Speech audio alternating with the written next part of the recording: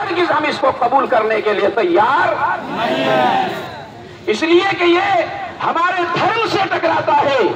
اس نئے قانون کے تحت ہماری مسجدیں چلی جائیں گی، ہماری قبرستان چلی جائے گی، ہمارے مدرسے چلے جائیں گے، ہمارے مزارات کے مالک دوسرے ہو جائیں گے۔ مسجد مسلمان بناتا ہے، مدرسہ مسلمان بناتا ہے، قبرستان کے لیے زمین مسلمان دیتا ہے، تو اس کا مالک دوسرا کوئی کیسے ہو سکتا ہے؟ اس لیے ہمیں شدید ناراضگی ہے۔ پہلے جو وقف بورڈ تھا اس کے ممبران مسلمان ہوتے تھے، اپنے حساب سے مسلمان چلاتے تھے۔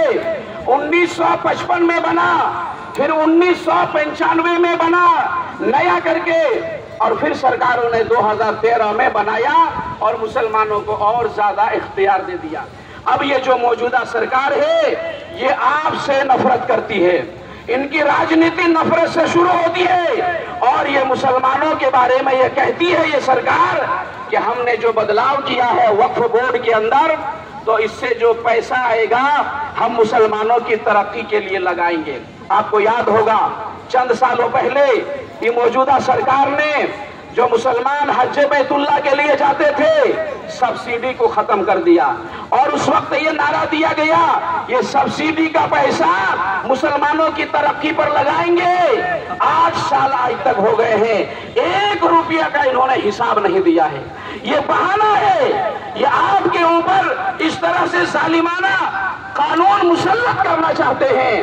یہ دیش سیکولر ہے، ہمارے بزرگوں نے قربانی دے کر کے پھانسی کے پھندے پر چڑھ کر کے اس دیش کو آزاد کرایا، اور جب اس دیش کا قانون بنا تو سب نے کہا سیکولر ہوگا، چاہے جس دھرم کا ماننے والا ہے اپنے دھرم کے ماننے میں وہ آزاد ہوگا، اس کی عبادت گاہوں سے چھیڑ خانی نہیں کی جائے گی۔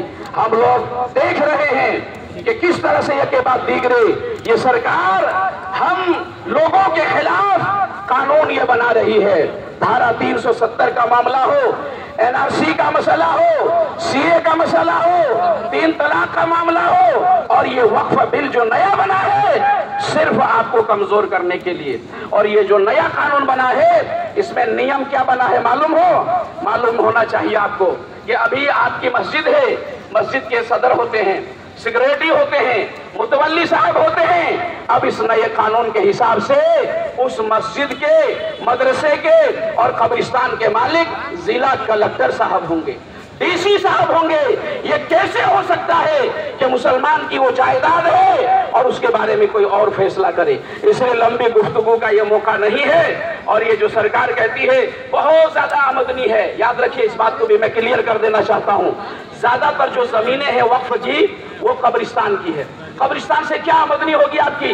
مدرسے کی زمینیں ہیں، مدرسے سے کیا آمدنی ہوگی؟ مسجد ہیں، اور کچھ مسافر خانہ ہیں، ہاسپٹل ہیں، اور اسی طرح سے کچھ کالج ہیں، ان سے آمدنی کیا ہوگی؟ وقف کے بورڈ کے جو کرمچاری ہیں ان کی تنخواہیں نہیں ہوتی ہے۔ یہ صرف بہانہ ہے، اور اس کالا قانون کو آپ کے اوپر مسلط کرنا ہے۔ لیکن یہاں سے ایک پیغام لے کر کے جائیے کہ یہ تو ہم نے ابھی انگڑائی لی ہے، کروٹ بدلی ہے، لڑائی ابھی باقی ہے۔ آپ تیار ہو گے نہیں؟ بھائی تیار ہو گے نہیں؟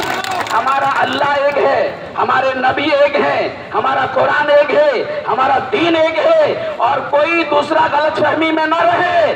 ہم کلمے کی بنیاد پر کل بھی ایک تھے، آج بھی ایک ہے، اور کل بھی ایک رہیں گے انشاءاللہ۔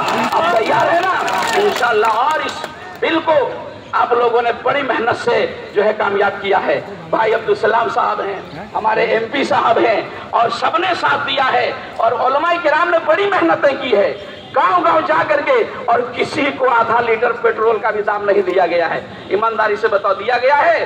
نہیں دیا گیا ہے۔ یہی ہے، جان مانگو تو جان دیں گے، مال مانگو تو مال دیں گے۔ ہم سے یہ نہیں ہوگا کہ نبی کا جاہ و جلال دیں گے، یہ کبھی نہیں ہوگا۔ اس لیے میرے بزرگوں دوستو، آئندہ بھی ہمیں اگر دعوت ملے گی، بلایا جائے گا تو لبیک کہیں گے، اور جو بھی سنویدھان کے دائرے میں رہ کر کے وروध کرنا پڑے گا، اپنا حق لینا پڑے گا، چھیننا پڑے گا، ہم اس کے لیے تیار رہیں گے انشاءاللہ۔ تیار رہیں گے نا؟ انشاءاللہ تیار رہیں گے۔ اللہ تعالیٰ ہم سب کو کہنے سننے زیادہ عمل کی توفیق عطا فرمائے۔